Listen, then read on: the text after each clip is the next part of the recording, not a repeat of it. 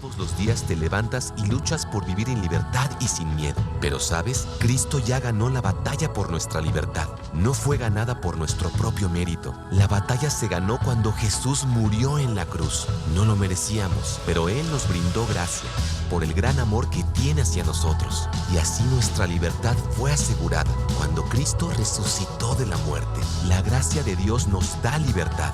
Libertad del pecado, libertad para vivir la vida que Él nos ha llamado a vivir.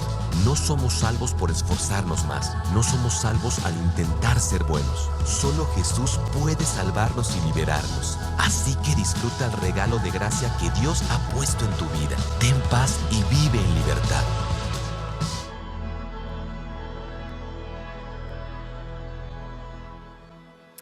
Pues gracias nuevamente por estar aquí en esta tercera parte de esta serie que comenzamos, donde nos hemos estado enfocando durante estas últimas semanas para realmente entender cómo vivir en libertad. Eso es algo que todos nosotros necesitamos, tanto los que estamos en este auditorio como los que están viendo a través de nuestras diferentes redes sociales. Todos nosotros estamos en esa búsqueda por obtener la libertad en nuestras vidas. Y comenzamos hablando la primera semana acerca de que el fundamento de la libertad, la base de todo la libertad, no es por una constitución, no es por el lugar donde nosotros vivimos, no es por la herencia que nosotros tenemos, por ninguna de esas cosas. La base o el fundamento, el cimiento de nuestra libertad es el Evangelio de Jesús. Y eso significa que por el hecho de que Jesús, siendo Dios, escogió venir a este mundo, vivir la vida perfecta que tú y yo somos incapaces de poder vivir, y luego voluntariamente sacrificar su vida sobre la cruz y luego también levantarse de los muertos. Cuando nosotros ponemos nuestra confianza en Él y lo que Él ha hecho como la base de nuestra vida y lo recibimos como el Señor y el Salvador de nuestra vida, eso nos ayuda a vivir cualquier cosa que nosotros enfrentamos en esta vida. Ese es el Evangelio. Y esa es la base, el fundamento de todo lo que nosotros creemos, vivimos y podemos enfrentar. Y luego vimos acerca de nuestra historia de libertad. ¿Cuál es tu historia? Hablamos la semana pasada acerca de que todos nosotros traemos una historia, que cuando conocemos a Jesús, nuestra historia de libertad es manifestada automáticamente. Jeremy, a través de su bautismo, mostró acerca de su historia de libertad y escuchamos un poco acerca de ella. Y tú, si conoces a Jesús como tu Salvador personal, tienes una historia de libertad también. Pero aquí viene el problema, que cuando nosotros conocemos a Jesús y hacemos el Evangelio nuestra base y nuestro fundamento, tarde o temprano vamos a recibir oposición de las otras personas. Vamos a recibir oposición, vamos a recibir a gente que está en contra de nuestra nueva vida que nosotros tenemos en Jesús, o quizás en alguna otra área de nuestra vida. Quizás es nuestra familia. Quizás es en nuestro matrimonio, quizás es con nuestras amistades o quizás en nuestro trabajo donde nosotros empezamos a recibir oposición. Pero la realidad es esta, que la oposición de otros es tan normal en la vida como respirar. La oposición de otros en la vida es tan normal como respirar. Creo que todos nosotros podríamos contar historias acerca de cómo enfrentamos momentos donde sentíamos que todas las personas a nuestro alrededor se oponían a nosotros. Que pasábamos momentos en los cuales nos sentíamos solos, nos sentíamos abrumados, nos sentíamos de que todo el mundo estaba en nuestra contra. Tú has estado ahí, yo he estado ahí también. Mi hermana, tengo una hermana menor que yo. Hace algún tiempo pasó por esto en uno de los trabajos que ella tenía. Ella había regresado a trabajar y ella entró a trabajar en una escuela como maestra. Y resulta que cuando entró a esta escuela para enseñar, empezó a ver que habían ciertas cosas, cierta cultura que era un poquito tóxica. La escuela estaba dividida. había un grupo que se llevaba y había otro grupo que se llevaba, y ella como que estaba agarrada en la mitad. Y ella ni estaba de un lado del grupo, ni estaba del otro lado con el otro bando. Y su idea era: yo vengo, siendo que ella es cristiana, a hacer mi trabajo, a ser lo más íntegro que puedo ser y tratar de hacer mi mejor trabajo para los estudiantes. Y ella empezó a vivir de esa manera. Pero el problema es de que a medida que ella hacía más esto, ella empezó a recibir oposición de su supervisora, oposición de otros maestros y de las personas que estaban a su alrededor. Y la persona que más empezó a hacerle la vida de cuadritos era la persona que le había contratado, la persona principal. Y lo peor de todo era que la persona que le había contratado era cristiana. Todos los demás no, pero la persona que le había contratado era cristiana. Y empezó a escuchar cómo hablaban mal de ella y cómo empezaron a ponerle ciertas demandas a ella que a ningún otro maestro le estaban poniendo. Y todo esto iba en pos de tratar de forzarle que ella renunciara, que dejara su trabajo. Y me acuerdo que en ocasiones ella me llamaba frustrada, llorando y diciéndome: ¿qué debo de hacer ante esta situación? Porque hoy me pasó esto, hoy me hicieron esto. Y ella estaba viviendo una oposición tremenda, simplemente por tratar de hacer un buen trabajo. Tú has estado ahí. Quizás tú estás viviendo ahí en este momento esa oposición. A lo mejor hay una cultura tóxica donde tú vives, o en tu familia, en tu matrimonio, o en alguna otra relación. Y una de las cosas que nosotros tenemos que tratar de responder, tratar de entender, es cómo enfrentamos la oposición. Y sobre todo, ¿cómo es que mantenemos la libertad ante la oposición? Porque la oposición va a ser algo normal. Tú vas a recibirlo, no importa en dónde estés, en algún momento va a haber gente que vaya en tu contra, y muchas veces no es porque has hecho algo que está mal, sino porque la oposición de otros es tan normal en la vida como respirar. Ahora, el problema es esto: que uno de los mayores enemigos de la libertad es la oposición. Uno de los mayores enemigos de la libertad es la oposición. Cuando tú estás ahí, cuando sientes que la gente está en tu contra, cuando hay esas personas que te están tratando de hacer la vida difícil, lo que menos te sientes es libre. Al contrario, es como le sucedió a mi hermana. Te quedas las noches sin poder dormir. Estás preguntándote: ¿qué debo de hacer? Estás preocupado, estás estresado, estás diciendo: ¿qué me van a hacer ahora? ¿Qué va a pasar cuando tenga esta conversación con esta persona? ¿Qué va a pasar cuando yo me enfrente a esta situación? Lo que menos te sientes cuando tú estás siendo opuesto por otras personas es libre. Porque desafortunadamente uno de los mayores enemigos de la libertad es precisamente la oposición.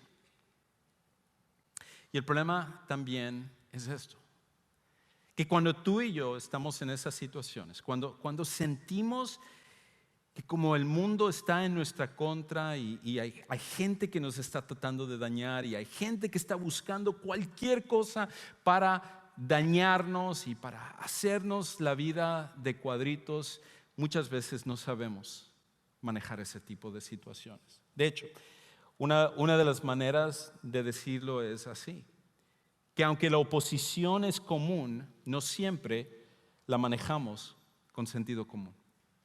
Aunque la oposición es común, no siempre la manejamos con sentido común. Muchas veces cuando estamos en esas situaciones, actuamos con coraje, actuamos con ira y enfrentamos a la persona, y muchas veces los hombres sobre todo decimos: bueno, si tienes algo contra mí, vamos acá afuera y nos lo arreglamos. Porque ese es el sentir que nosotros tenemos. O muchas veces decimos: si me van a tratar de esa manera, yo voy a pelear fuego con fuego. Están hablando mal de mí, yo voy a hablar mal de ellos también. Están haciendo esto por acá, yo me voy a ir por acá para contrarrestar lo que me están haciendo. Pero este es el problema: que cuando tú peleas fuego con fuego, todos al final terminan quemados. Todos al final terminan quemados. Muchas veces, aunque la oposición es común en la vida, lo que no sabemos es manejar la oposición con sentido común. Y el día de hoy vamos a ver una historia de un hombre que él modeló cómo manejar la oposición. ¿Qué hacer cuando tú y yo estamos recibiendo una oposición injusta de otras personas? Porque también es esto. Una de las cosas que necesitamos darnos cuenta es si nosotros estamos bien. A lo mejor tú estás aquí en esta tarde y tú dices, sí, yo siento que todo el mundo se me opone y todo el mundo me critica y todo. Y a lo mejor la razón por la cual eso pasa es porque eres un patán y la verdad es que mereces la oposición. Ese no es el caso que yo estoy hablando hoy. Yo estoy hablando acerca de casos donde nosotros estamos esforzándonos, donde estamos haciendo bien las cosas y de cualquier manera eso no garantiza que nos va a ir bien y que nosotros no vamos a recibir oposición de otras personas. De hecho, si el día de hoy tú dices, bueno, Juan Carlos, ok, excelente, muy bien, yo sé cómo voy a manejar mi situación. Yo no necesito que nadie me diga lo que yo tengo que hacer. Yo voy a poder manejar la oposición y lo voy a hacer a mi manera como siempre lo he hecho. Pero aquí está el problema. Si no manejamos la oposición, que es tan común, la oposición nos manejará a nosotros. Si nosotros no aprendemos a manejar la oposición de otras personas, lo cual todos en algún momento vamos a pasar por esas situaciones de recibir oposición de otras personas, al final la oposición termina por manejarnos a nosotros. Termina por que tú y yo tomemos decisiones equivocadas. Termina por comprometer nuestra integridad. Termina por hacer lo mismo que hacen todas las personas. Termina por llenarnos de temor o renunciar de lugares que no deberíamos de renunciar, o no luchar, o no tener confianza, o tener duda, o tener inseguridad. Si nosotros no sabemos manejar la oposición, tarde o temprano la oposición nos va a manejar a nosotros. El apóstol Pablo, a pesar de que él había sido escogido por Dios para ser el vehículo, para ser el portavoz del mensaje de Jesús a todas las personas que no eran judías, y que él tendría específicamente la tarea de empezar a llevar este mensaje de Jesús a todos los lugares fuera de Israel, él se encontró con una oposición tremenda. Se encontró a gente que le estaba criticando, que estaba chismeando atrás de sus espaldas, que estaba tratando de deshacer y de destruir el trabajo que él con mucha paciencia y con un duro trabajo había levantado.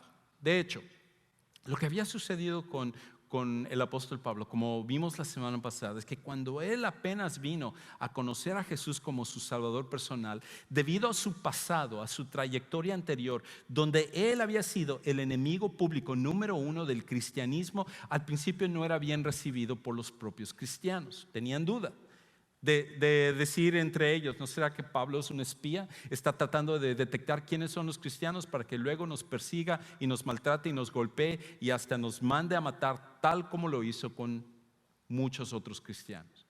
Y Pablo empezó a pasar por un trayecto donde Dios le empezó a preparar. De hecho, 3 años de su vida él se fue para Arabia, y ahí él empezó a meditar y a escuchar de Dios todo lo que él tenía que hacer, y Jesús de una forma increíble estaba enseñándolo a él lo que él tenía que hacer, porque su trabajo iba a ser sumamente importante para que todas las personas, incluyéndote a ti y a mí, pudiéramos venir a conocer a Jesús, todos aquellos que no somos judíos.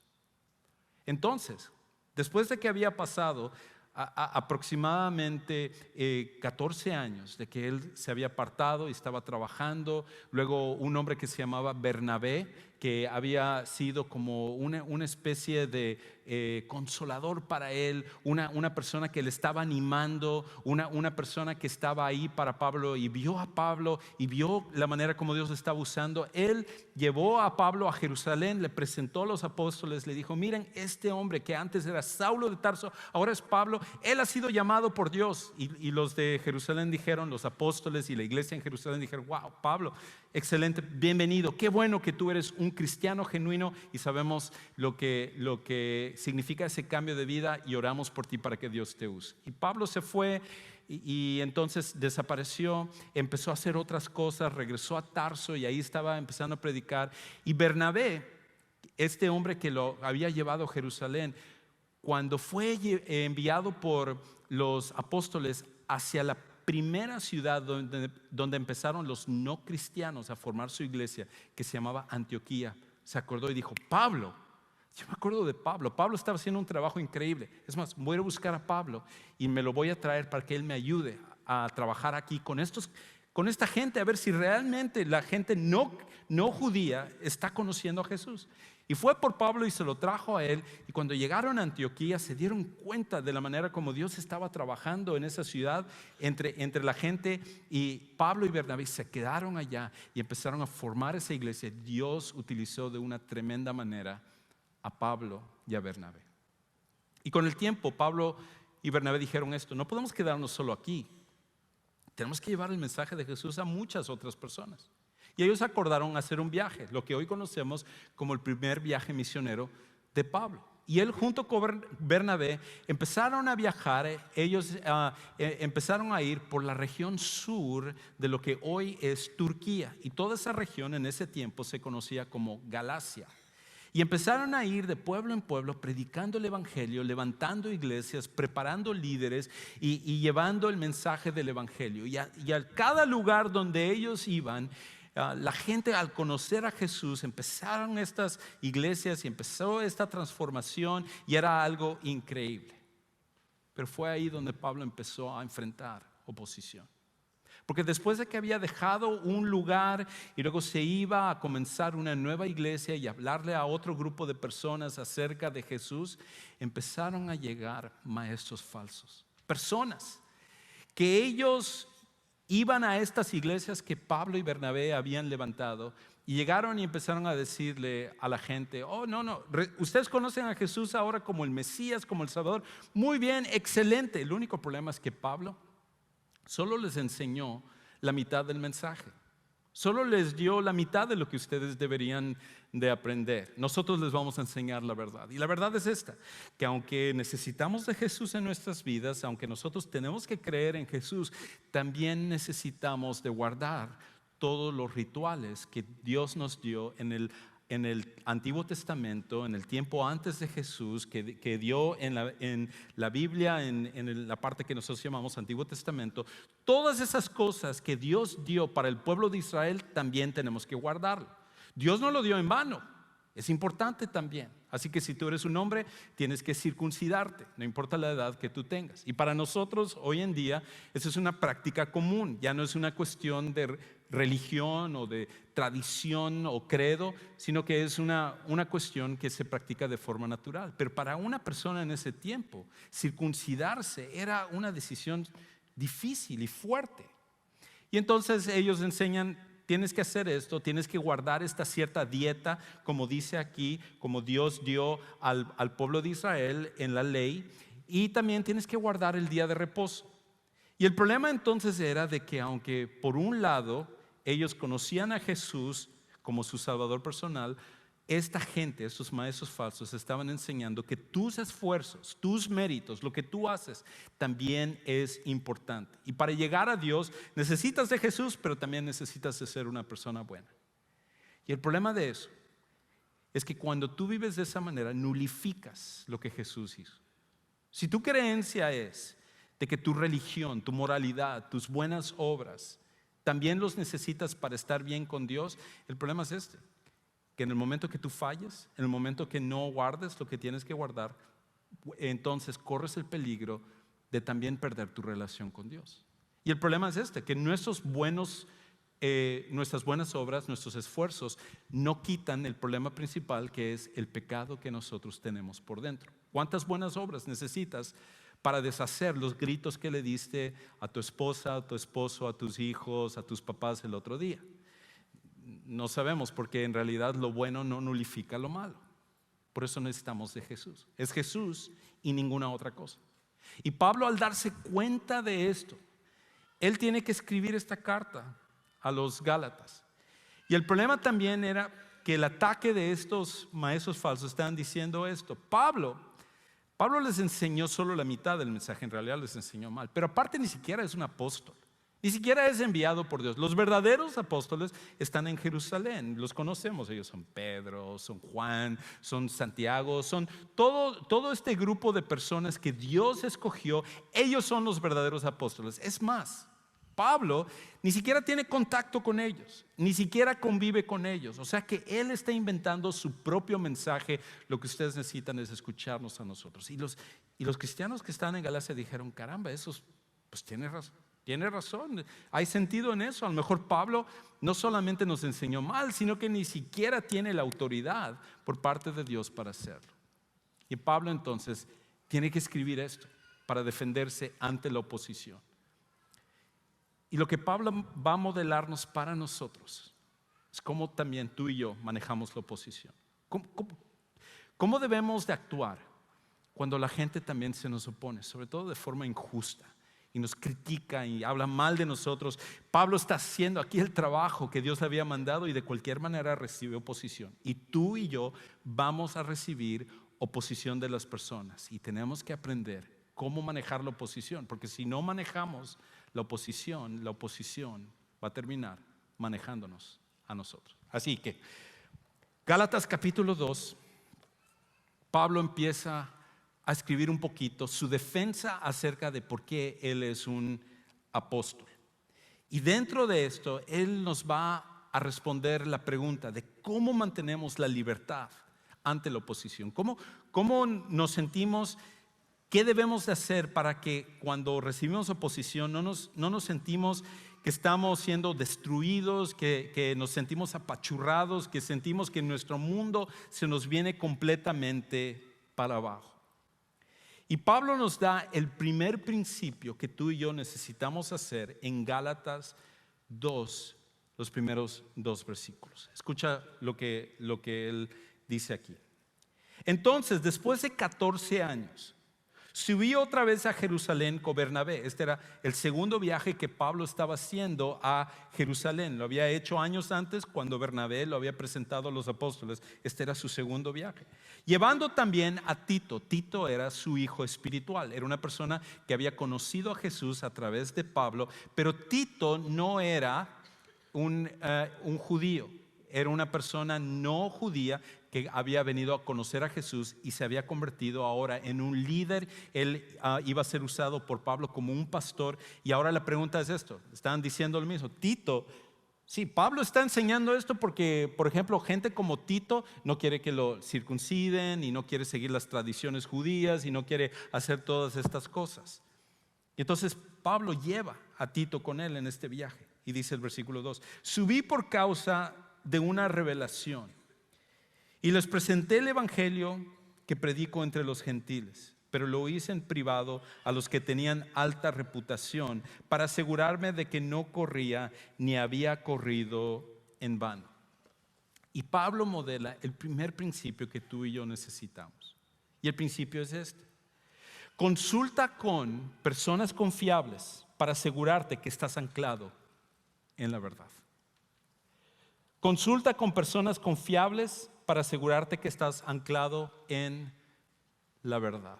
Lo que Pablo fue a hacer es que, aunque él sabía que Jesús le había dado el evangelio, que le había dado esta misión, que le había dado este mensaje, él quería asegurarse que no quedara ninguna piedra, que no se moviera, para que la gente se diera cuenta que él estaba en la verdad de Dios. Así que fue a ver a los apóstoles y él para cortar la crítica que estaba viniendo de otras personas y decir: esto es lo que yo les estoy enseñando. Yo les estoy enseñando que la única manera que nosotros que la única manera en la cual nosotros podemos estar bien con Dios no es con rituales, ni siquiera con el judaísmo, es solo con la fe en Jesús.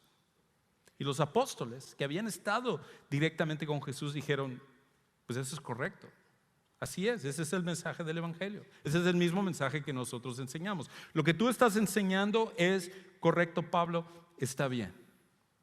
Cuando tú y yo estamos siendo opuestos por otras personas, necesitamos asegurarnos que lo que estamos haciendo está en la verdad. Cuando nosotros estamos en esos momentos, muchas veces por la pasión, por el hecho de sentirnos víctimas, por sentirnos que todo el mundo se nos va en contra, nosotros siempre sentimos, todos los demás son los enemigos y yo soy el único que está bien. Y es muy fácil engañarnos y pensar que todo lo que estamos haciendo está bien y todo lo que hacen los demás está mal. Y por eso necesitamos gente confiable, que podamos ir y decir, estoy bien en esto, lo que estoy haciendo es correcto o no estoy en lo correcto.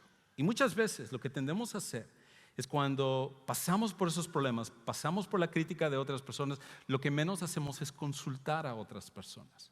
Pero tú necesitas asegurarte que lo que estás haciendo está bien. A lo mejor hay una parte que estás haciendo bien, pero a lo mejor hay otra parte que no está yendo bien. Quisiera decir que solamente en el trabajo sucede este tipo de cosas, o la familia, o en otros lugares, pero a veces oposición lo recibimos dentro de la iglesia también.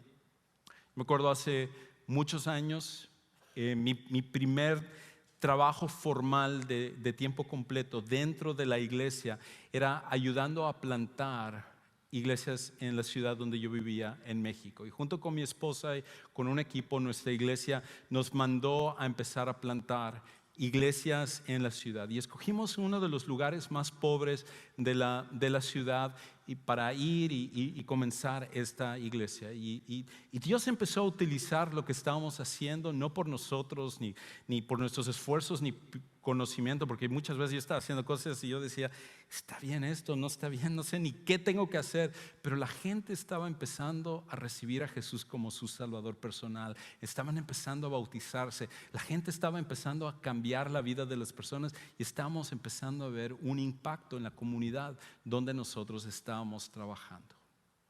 Y por alguna razón u otra, la iglesia que nos había enviado empezaron a oponerse un poco al trabajo que estábamos haciendo. No sé si eran celos, no sé si era envidia, no lo sé. No puedo entender la motivación de las personas, ni tampoco es mi lugar juzgar eso. Pero empezamos a recibir oposición. Y nos empezamos a dar cuenta que, por ejemplo, cuando visitábamos una familia y estábamos discipulando a esa familia y hablándoles para que crecieran, luego recibían una visita de alguno de los líderes de nuestra iglesia donde llegaban y decían, lo que Juan Carlos y el grupo te están enseñando no está completamente bien. Hay esto que está bien, pero esta parte está mal. Y eso empezó a calarme, a desanimarme. Y me acuerdo que una de las cosas que yo tenía que controlarme es de no ir y confrontar directamente y reclamar a las personas. Tuve una conversación con algunos de los líderes, pero ellos decían, no, nosotros estamos haciendo esto para apoyarte. Yo creo que malentendieron, ellos no estamos diciendo eso. Pero poco a poco empecé a escuchar cómo esto seguía y se multiplicaba. Y una de las cosas con mi esposa era realmente la única persona con la cual en ese momento yo podía contar y desahogarme y decir, mira, estamos haciendo aquí trabajo de Dios y mira cómo gente en la iglesia cristiana muchas veces actúa de esta manera. Y una de las cosas que nosotros dijimos es esto: si nosotros empezamos a ir a pelear y empezamos a ir a decir, no, mira, lo que te dijeron está mal, yo estoy bien y esto, lo que estamos haciendo en realidad es tomando esto en nuestras manos. Y si tomamos las cosas en nuestras manos, lo que estamos diciendo es esto: que Dios no es suficientemente poderoso para manejar esto. Por lo tanto, esto lo vamos a dejar en manos de Dios. Pero la clave para mí en ese tiempo tan difícil, para no desanimarme y tirar la toalla y decir, olvídense esto, yo no quiero saber nada acerca de esto, era que empecé a consultar con un par de hombres de Dios y empecé a hablarles acerca de lo que estaba pasando, pidiendo consejo, solo a ellos dos. Y ellos me dijeron, mira, lo que estás haciendo está bien, pero Juan, pudiste haber hecho esto acá. Acá tienes que mejorar. Esto es lo que tú tienes que confiar. Tienes que contestar esto de esta manera, con esta actitud. Y empezaron a confrontar acerca de lo que yo tenía que hacer para que realmente fuera una confianza completa en Dios. Cuando estamos muy cerca del problema, la pasión, las heridas, la crítica nos cala. Y todos nosotros vamos a pasar por oposición. Pero una de las claves, una de las cosas más importantes es consultar con gente con la cual confías. Gente que ama a Dios. Gente que su vida ha sido ejemplificada por ser personas que quieren hacer la voluntad de Dios. Y que ellos puedan hablarte acerca de lo que está pasando en tu vida. Y a lo mejor confrontarte y decir, bueno, si tú piensas que estás mal o que ellos están mal en esto, y sí, esto está mal, pero tú también estás mal en esto. Y tú tienes que hacer cambios de esta manera. Pablo, es lo que hizo. Su primer principio que él modeló es que fue a Jerusalén y dijo, esto es lo que estoy enseñando, esto es lo que estoy haciendo. Díganme entonces, si lo que estoy haciendo está mal, de una vez confróntenme aquí. Pero ellos dijeron, no, lo que estás haciendo, Pablo, es exactamente lo que tú tienes que hacer. Pero Pablo hizo una segunda cosa. Pablo no solamente fue con personas confiables para asegurarse que él estaba anclado en la verdad, sino que él también recordó que su identidad está en Dios y no en otros. Y es lo que tú y yo tenemos que hacer. Recuerda que tu identidad está en Dios y no en otros. No es la opinión de otros, no es la crítica de otros, no es que todos te apapachen y te acepten. Tu identidad está en Dios y no en otros. Escucha lo que dice ahora, continuando lo que Pablo cuenta aquí. Versículos 3. Pero ni aun Tito, que estaba conmigo, fue obligado a circuncidarse, aunque era griego, lo que estaban criticando los maestros falsos. Y esto fue por causa de los falsos hermanos introducidos secretamente, que se habían infiltrado para espiar la libertad que tenemos en Cristo Jesús a fin de someternos a la esclavitud. Otra vez, el de decir, sí, Cristo, eso es muy bueno y todo, pero aparte tú tienes que hacer todas estas cosas. Era una enseñanza falsa. Y cuando nosotros estamos tratando de tener una relación con Dios basado en religiosidad, esa es una de las maneras como nos volvemos esclavos.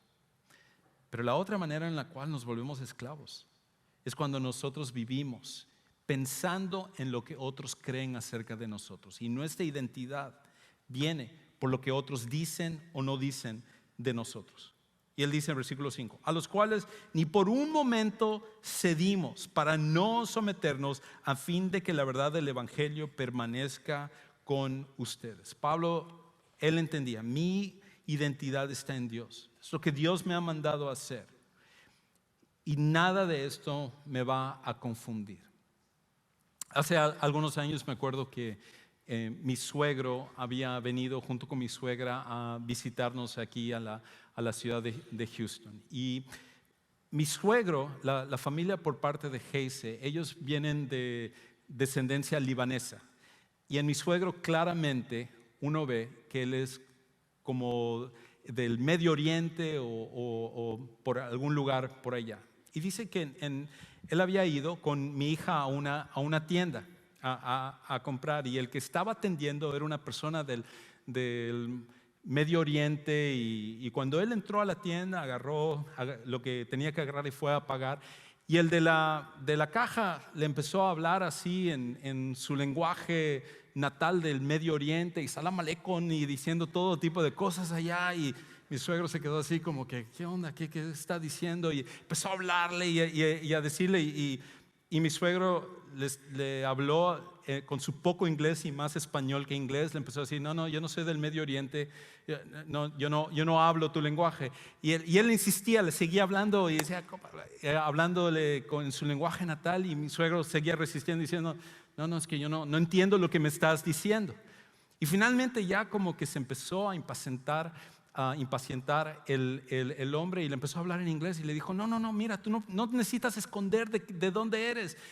Tú y yo somos de la misma región y puedes tener confianza con hablar conmigo. Y él dijo, no, es que yo no soy del Medio Oriente, yo soy de México. Y cuando le dijo que era de México, hasta se enojó y él le cobró y mis suegros ya entonces se fue. Él estaba confundiendo su identidad. Estaba confundiendo de dónde era él. Creo que muchas veces tú y yo nos confundimos de dónde es nuestra identidad. Creo que muchas veces nosotros vivimos pensando y actuando como si no fuéramos seguidores de Jesús. Pero tu identidad no está basada en lo que otros piensen de ti. Tu identidad no está basada en cuántos están de tu lado o cuántos se oponen en contra de ti. Tu identidad y mi identidad está puesto únicamente y exclusivamente en la persona de Jesucristo. Cuando nosotros entendemos eso, cambia nuestro panorama por completo. Y Pablo podía recibir una posición tan fuerte, una crítica tan fuerte, porque él entendía que al final la oposición, la gente que le estaba criticando, los propios apóstoles no eran los que estaban haciendo y construyendo su identidad. Su identidad estaba en un Señor y un Salvador que murió por él y su confianza estaba puesta en él. Y tú y yo necesitamos hacer lo mismo. Necesitamos hacer exactamente lo mismo. Una tercera cosa, y con esto terminamos. Pablo modela el último principio, lo último que tú y yo necesitamos hacer para tener esa libertad ante la oposición que recibimos. Y es esto: no permitas que otros te desvíen del propósito que Dios te ha dado. No permitas que otros te desvíen del propósito que Dios te ha dado. Escucha ahora cómo continúa diciendo Pablo. Él sigue diciendo, yo hablé con todas estas gentes y me dijeron que estaba bien lo que estaba haciendo, y de aquellos que tenían reputación de ser algo, lo que eran nada me importa. En otras palabras, los apóstoles están diciendo, mi identidad no está basada en los apóstoles. Qué bueno que Dios les ha llamado para eso, pero también a mí me ha llamado y no me hace ni más ni menos. Dios no hace acepción de personas. Dios no ama más a un apóstol de lo que te ama a ti. Dios no ama más a un pastor o a un misionero o a un diácono o a un líder más que a ti. Todos nosotros hemos sido aceptados de la misma manera delante de Dios. Pues bien, los que tenían reputación nada me enseñaron, nada dijeron a Pablo, mira, lo que estás enseñando está muy bien, pero te falta esto. Lo que estás enseñando, excelente aquí, pero mira, vamos a empezar a enseñar esto también. No había pasado eso, porque el mensaje y el propósito que Dios le había dado a Pablo era completo y estaba bien. Sino al contrario, vieron que se había encomendado el evangelio a los de la incircuncisión, que también los que no eran judíos estaban conociendo a Jesús y teniendo la oportunidad de conocer a Jesús, así como Pedro lo había sido a los de la circuncisión. Pedro se le había encomendado la misión, al igual que los demás apóstoles, de que ellos tenían que ir a predicar a Israel, pero no era la misma misión que Pablo. Porque aquel que obró eficazmente con Pedro en su apostolado a los de la circuncisión, también obró eficazmente para conmigo en mi apostolado a los gentiles. Esa no era la misma misión que Pablo. Jesús había escogido a Pablo específicamente y decirle, tú vas a ser la persona que vas a llevar mi mensaje a todos los que no son judíos. Al reconocer la gracia que se me había dado, Jacobo o Santiago, Pedro o Cefas y Juan, los tres apóstoles y que habían sido seguidores de Jesús y que ahora eran autoridades, que eran considerados como columnas, nos dieron a mí y a Bernabé la diestra de compañerismo. Dijeron, chócale, estás muy bien, Pablo, aquí. Necesitaba escuchar eso, para que nosotros fuéramos a los gentiles y ellos a los de la circuncisión. Solo nos pidieron que nos acordáramos de los pobres, lo mismo que yo estaba también deseoso de hacer. ¿A qué se refería con respecto a los pobres?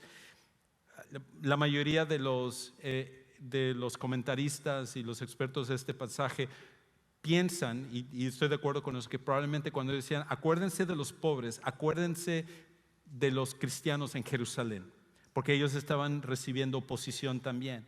Y muchas veces ni siquiera estaban teniendo oportunidad de trabajar y de ganarse dinero, y están diciendo, cuando formen estas iglesias, acuérdense de los pobres que estamos aquí en Jerusalén y que necesitamos el apoyo de los demás cristianos. Y Pablo dijo, yo ya tengo pensado eso. De hecho, en otro de sus pasajes habla acerca de una ofrenda que fue recaudada en varias iglesias para llevárselo a los de Jerusalén, para decir, somos hermanos en Cristo todos aquí y estamos unidos en las buenas y en las malas, vamos a estar juntos.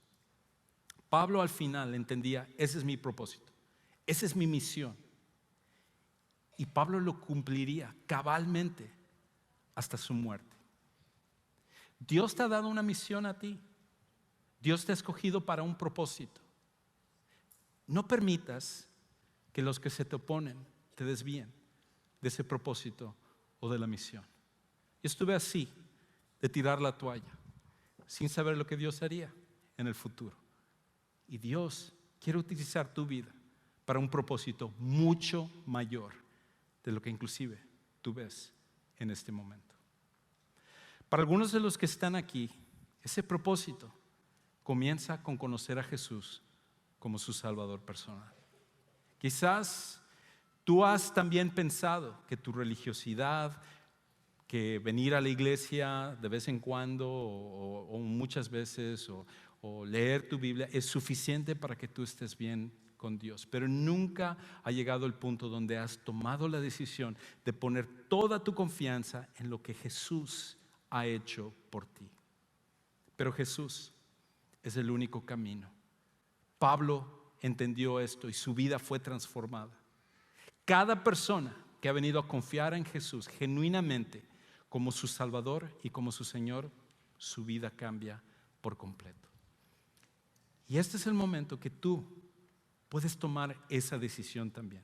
Quizás tú estás aquí y fuiste invitado por alguien o escuchaste acerca de esto, pero en realidad Dios tenía preparado este momento para que tú tuvieras un encuentro con Jesús. Y a mí me encantaría ayudarte para que tú tomes esta decisión. No importa lo que otros piensen, no importa ni siquiera la oposición, seguir a Jesús es lo más importante y lo que más vale en la vida. Por eso, en unos momentos vamos a cantar y mientras estamos cantando, me encantaría ayudarte a que tú tomes este paso. Yo me voy a parar allá abajo hacia tu izquierda y si tú quieres venir a conocer a Jesús de una forma personal, yo te invito a que salgas de tu lugar. No importa si estás con alguien, no importa si viniste con otras personas, ellos te van a esperar.